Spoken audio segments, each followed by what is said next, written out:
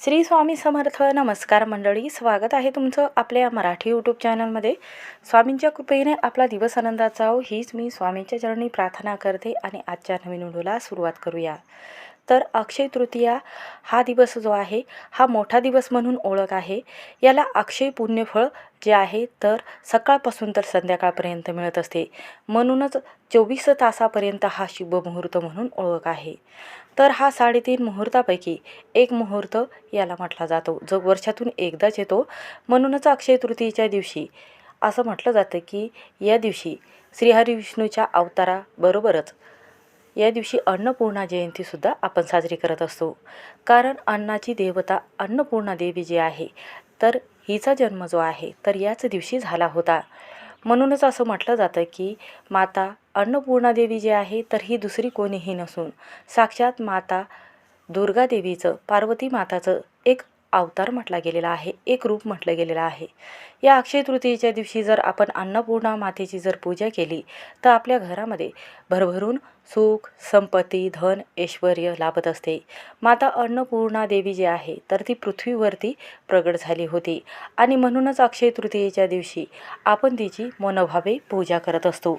आणि स्वयंपाकघरामध्ये आपण दक्षिण दिशेला न फोटो येता ईशान्य दिशेला फोटो आपल्याला माता अन्नपूर्णा देवीचा आणि संपूर्ण परिवाराचा भगवान शिव आणि गणेश बाप्पा यांचा फोटो लावायचा आहे.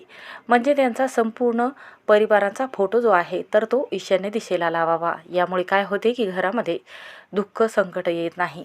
स्वयंपाकघर जे आहे तर ते कधीही अन्नधान्याने भरभरून राहावे, त्यासाठी अन्नपूर्णा देवीची पूजा केली जाते. घरामध्ये सुखसमृद्धी नेहमी टिकून राहावी म्हणूनच अक्षय तृतीयेच्या दिवशी अन्नदान केल्याने अक्षय पुण्यफळ आपल्याला लाभत असते. अन्नपूर्णा देवी ही अन्नाची दाता म्हणून ओळख आहे. ज्या दिवशी आपण अन्नदेवताची पूजा करत असतो तेव्हा आपल्या घरामध्ये अन्नधान्य हे कधीच कमी पडत नाही.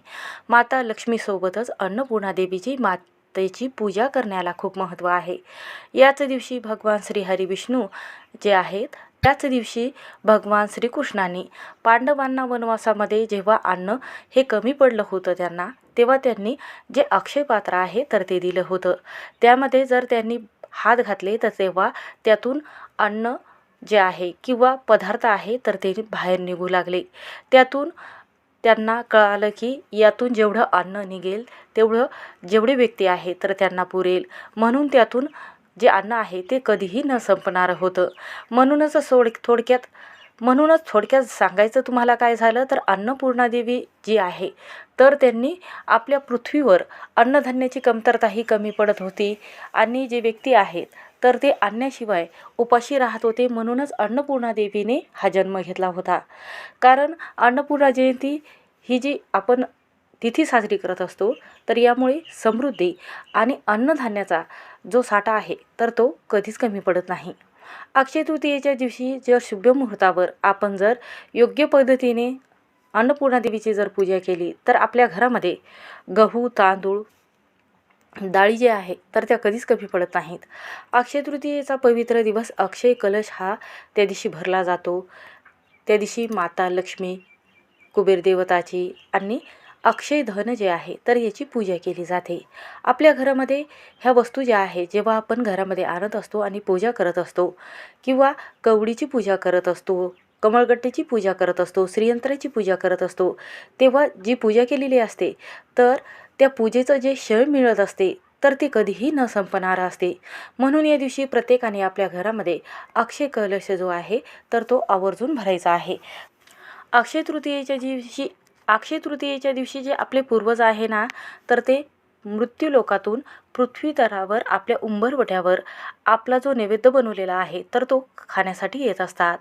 तसंच असं म्हटलं जातं की त्यांचा आशीर्वाद हा भरभरून आपल्या मुलांसाठी आणि आपल्या पतींसाठी त्यांचा आशीर्वाद लाभावा, त्यासाठी हा विधी जो आहे तर तो केला जातो. तर पितृदोष दूर होण्यासाठी काही उपाय केले जातात. म्हणूनच अक्षय तृतीयेच्या दिवशी तुम्ही काहीही नाही केले तरीही चालेल किंवा तुम्ही उपास नाही केला तरीही चालेल, पण अक्षय तृतीयेचा दिवस हा फक्त लक्ष्मीची पूजा करण्यासाठी समर्पित नाही तर आपल्या पितरांसाठी सुद्धा तेवढाच महत्त्वाचा आहे. म्हणूनच या दिवशी माता लक्ष्मीची पूजा करण्याबरोबरच अन्नपूर्णा देवीचीही पूजा केली जाते. कारण अक्षय तृतीयेचा दिवस तुम्हाला सांगितल्याप्रमाणे हा शुभ दिवस आहे. या दिवशी लक्ष्मी प्राप्तीसाठी, धनप्राप्तीसाठी ह्या वस्तू खरेदी करणं म्हणजेच काय तर आपल्या घरामध्ये धन आकर्षित करणं, कर्ज संपवणे आणि आर्थिक व्यवहार चांगला होणे, पैसा घरामध्ये आकर्षित करणे यासाठी या वस्तूची पूजा केली जाते.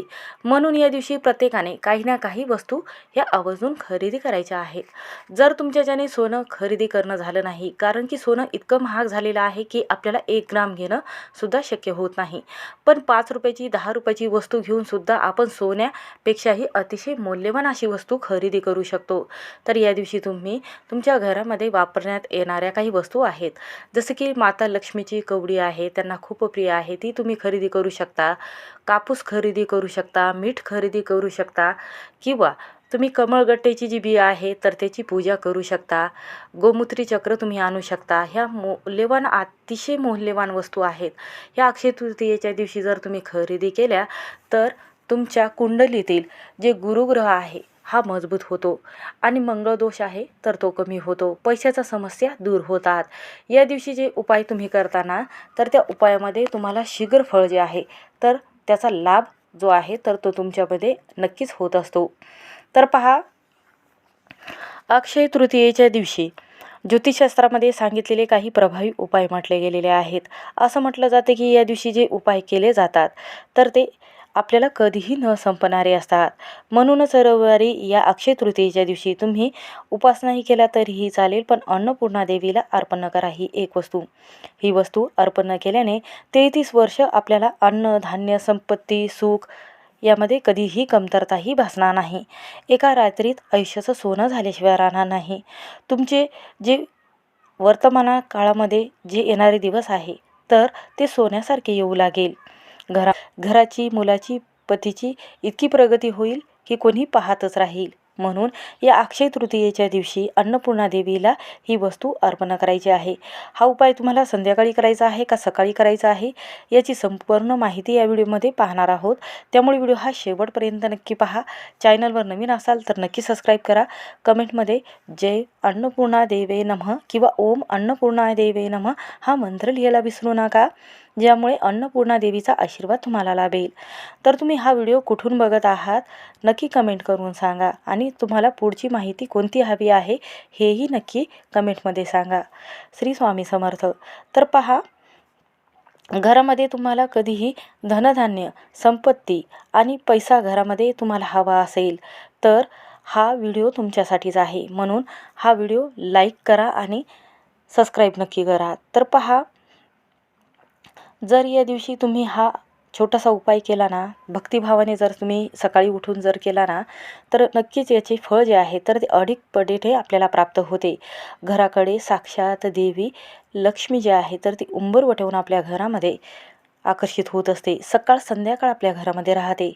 घरामध्ये तुम्हाला कधीही धन, पैसा कमी पडणार नाही. एवढंच नाही तर आपण जे उपाय करणार आहोत ना तर त्या उपायामुळे आपल्याकडे जे धन आहे तर ते अक्षय राहणार आहे, ते कधीही संपणार नाही. तर पहा, हा उपाय तुम्ही सकाळपासून तर संध्याकाळपर्यंत कधीही करू शकता. जास्तीत जास्त प्रयत्न करा की सकाळीच करावे. संध्याकाळी तुम्ही उपाय करू शकता, पण सकाळी हा ब्रह्ममुहूर्त चांगला असतो. या ब्रह्ममुहूर्तावर तुम्ही उपाय केलेला आहे तर हा सक्सेस होतो, याचं फळ मिळत असते. म्हणूनच हा दिवस जो आहे तर तो शुभ मुहूर्त आहे. प्रत्येकाच्या घरामध्ये तुम्ही बघितलेलं असेल की आपलं स्वतःचं घर आहे. प्रत्येकाच्या घरामध्ये अन्नपूर्णा देवीची मूर्ती जी आहे तर ती आसपास 90% व्यक्तीच्या घरामध्ये नाही, 80% ते 40% महिलाच्या घरामध्ये आहे. पण पहा, अन्नपूर्णा देवीची मातेची मूर्ती जेव्हा घरामध्ये राहते ना तेव्हा अन्नपूर्ण हे कधीच वाया जात नाही. जे अन्न आहे तर ते कधीच वाया जात नाही. अन्न जे आहे किंवा आपण जे गहू आणत असतो, बाजरी आणतो, ज्वारी आणतो, तर हे धान्य जे आहे हे घरामध्ये टिकून राहते. घरामध्ये अन्नधान्याचा साठा हा भरपूर काळ टिकत असतो. मातेच्या कृपेमुळेच आपल्या घरामध्ये या अन्नधान्यातून कधीही विषबाधा होत नाही, पोटदुखी होत नाही. म्हणूनच असं म्हटलं जातं की अन्नपूर्णा मातेची विशेष काही जर पूजा तुम्ही वेगवेगळ्या पद्धतीने तिथीच्या दिवशी जर करत नसाल तर तुम्ही पौर्णिमा असेल, अक्षय तृतीया असेल किंवा अमावस्या असेल तर या दिवशी तुम्ही जर करत असाल तर याचं अक्षय पुण्यफळ आपल्याला प्राप्त होते. तर पहा, स्वयंपाकघरामध्ये सकाळ आणि संध्याकाळ आपण जो स्वयंपाक बनवतो ना, तर एखाद्या वेळेस होतंय काय की स्वयंपाक कधीही पुरत नाही, किंवा एखाद्या वेळेस होते काय की आपला स्वयंपाक एवढा उरतो की कोणी खायला तयार होत नाही.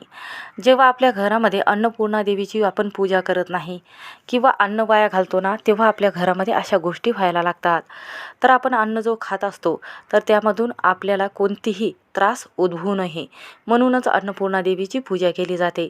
तुमच्या घरामध्ये सतत पैशाच्या समस्या येत असेल, जर तुम्ही भरपूर मेहनत करत आहात, कष्ट करत आहात, तरीही मुलांच्या हातामध्ये पैसा टिकत नसेल, तुमच्या हातामध्ये पैसा टिकत नसेल, तुमचं मन अस्वस्थ वाटत असेल, मानसिक शारीरिक त्रास तुम्हाला होत असेल, किंवा तुमचा सन्मान घरामध्ये होत नसेल, किंवा घरामध्ये तुमच्या पैसा हातामध्ये येत नसेल, जर तुम्ही 100 रुपये दिवसभरामध्ये कमवले तर दिवसभरामध्ये हातातील 100 रुपये खर्च होत असेल, 1 रुपया तुमच्या हातावर राहत नसेल, जवळ राहत नसेल, तर पहा, माता लक्ष्मी आपल्यावर प्रसन्न आहे पण घरामध्ये स्थिर नाही.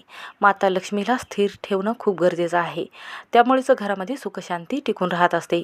म्हणूनच हा उपाय जो आहे तर तो अक्षय तृतीयेच्या दिवशी तुम्हाला करायचा आहे. आता पहा, हा उपाय करण्यासाठी या दिवशी अक्षय तृतीयेच्या दिवशी सकाळी लवकर उठायचं आहे. सकाळी अंघोळीच्या पाण्यामध्ये थोडंसं गंगाजल टाकायचं आहे.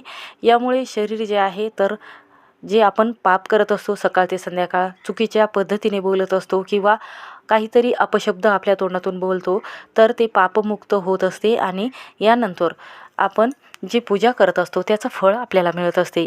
तर देवघरातील देवांची अभिषेक पंचामृताने, दह्याने, दुधाने करून घ्यायचा आहे.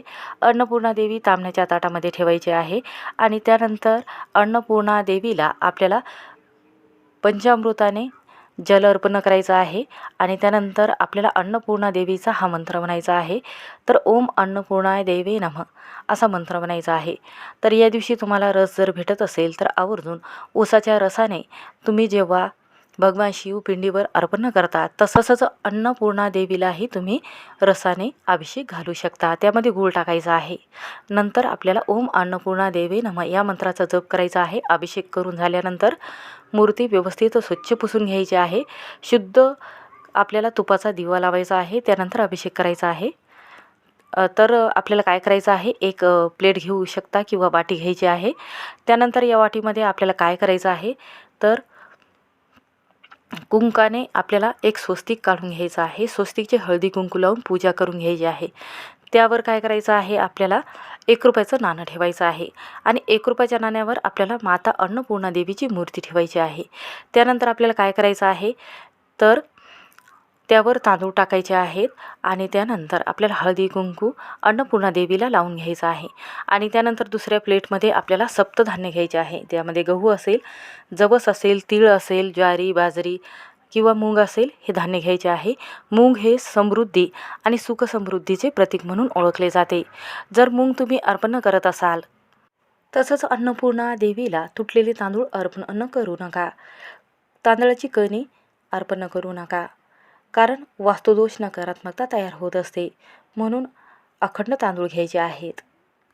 तर आपल्याला थोडेसे मूग का घ्यायचे आहेत, हे सप्तधान्य का घ्यायचे आहे, तर पहा, आपल्या घरामध्ये कधीच अन्नधान्याचा साठा हा कमी पडत नाही. गहू, तांदूळ, धान्य यामध्ये सतत बरकत होत असते. कारण मुंगाला बुध ग्रहाचा कारक म्हटला गेलेला आहे. याचा जास्त प्रभाव जो आहे तर तो मुंगावर असतो. म्हणून कारण पहा, याचा जास्त प्रभाव जो आहे तो बुध ग्रहाचा पडला जातो. बुध म्हणजे बुद्धीचा दाता. जो पैसा येतो, त्या पैसा येतो त्याला बुध ग्रहाचा कारक म्हटला गेलेला आहे. कारण आपल्या घरामध्ये जो पैसा येतो त्याचं कारकसुद्धा बुध ग्रह आहे. पैसा आपल्या घरामध्ये स्थिर राहत नसेल, पैसा घरामध्ये टिकत नसेल, व्यर्थ कुठंतरी खर्च होत असेल, मेहनत करत असाल पण त्या मेहनतीचं फळ आपल्याला मिळत नसेल, म्हणूनच आपल्याला या दिवशी आवर्जून हे सप्तधान्य घ्यायचे आहेत. त्यानंतर आपल्याला माता अन्नपूर्णा मातेला मूठभर हातामध्ये घ्यायचं आहे, 5ही बोटामध्ये, आणि त्यानंतर अर्पण करायचं आहे. माता अन्नपूर्णा देवीच्या खांद्यापर्यंत तांदूळ येतील इतके आपल्याला अर्पण करायचे आहे. त्यानंतर 99 मंत्र, 9 अक्षरी मंत्र, ओम ए ही क्ली चामुंडाई विच्छे अशा पद्धतीने आपल्याला अन्नपूर्णा देवीच्या मूर्तीवर अर्पण करता वेळेस आपल्याला हा मंत्र म्हणायचा आहे. तर किती वेळा, जोपर्यंत खांद्यापर्यंत हे सप्तधान्य येत नाही तोपर्यंत आपल्याला हे मंत्र म्हणायचं आहे. तर पहा, यानंतर अन्नपूर्णा मातेला हळदी कुंकू अक्षता अर्पण करायच्या आहेत. तुम्ही पांढऱ्या रंगाची फुले अर्पण करू शकता, गुलाबाची फुलं अर्पण करू शकता. अन्नपूर्णा देवी हे पार्वती मातेचं रूप आहे आणि देवीला पांढऱ्या रंगाच्या वस्तू खूप प्रिय आहे. जसे भगवान शिवांना हे पांढऱ्या रंगाचे फूल प्रिय आहे, तसेच त्यांनाही प्रिय आहेत. तर पहा, अन्नपूर्णा देवीला अर्पण केलेल्या ह्या वस्तू ज्या आहेत तर जीवनात सुख समृद्धी आणि मानसिक शांती लाभत असते.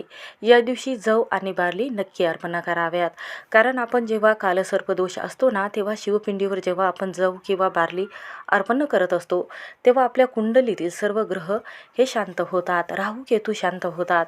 म्हणूनच बार्ली आणि जे आपण जव म्हणत असतो तर ते तुम्ही अर्पण करू शकता.